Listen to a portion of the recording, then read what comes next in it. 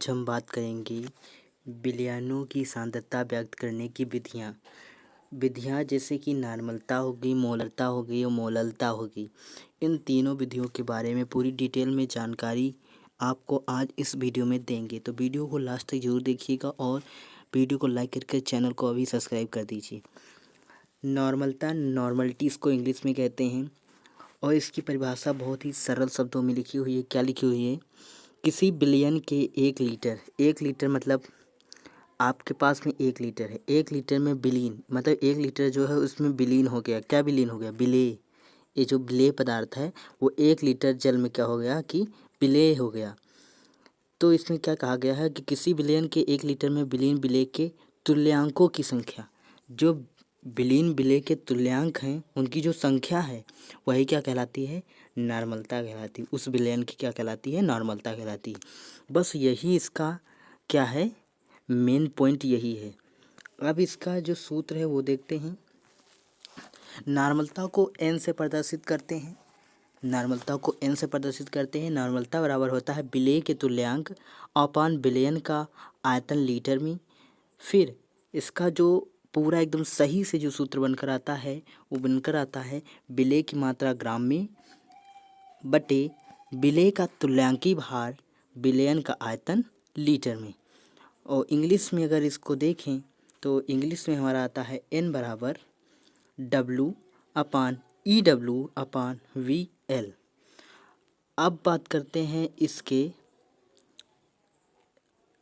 मात्रक की। तो नॉर्मलता का जो मात्रक होता है वो बच्चों क्या होता है? ग्राम तुल्यांक अपान लीटर होता है। ये इसका मात्रक होता है।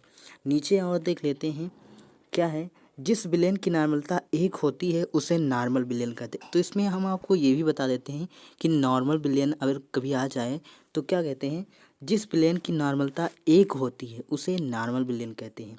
इसी प्रकार डेसी नॉर्मल, सेंटी नॉर्मल और मिली नॉर्मल तथा सेमी नॉर्मल की नॉर्मलता क्रमशः 1n, n/10, n/100, n/1000, n/2 होगी। अब बात करते हैं मोलरता के बारे में। मोलरता को मोलरिटी कहते हैं।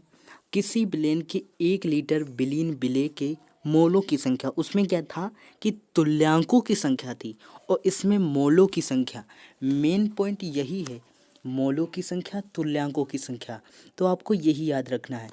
तो मोलों की संख्या विलयन की क्या कहलाती है? मोलरता कहलाती है। अब मोलरता बराबर क्या होता है? विलेय के मोल अपान विलयन का आयतन लीटर में। फिर मोलरता का जो सूत्र बनकर निकलता है वो होता है विलेय की मात्रा ग्राम में, विलेय का अणुभार अपान विलेय का आयतन लीटर में।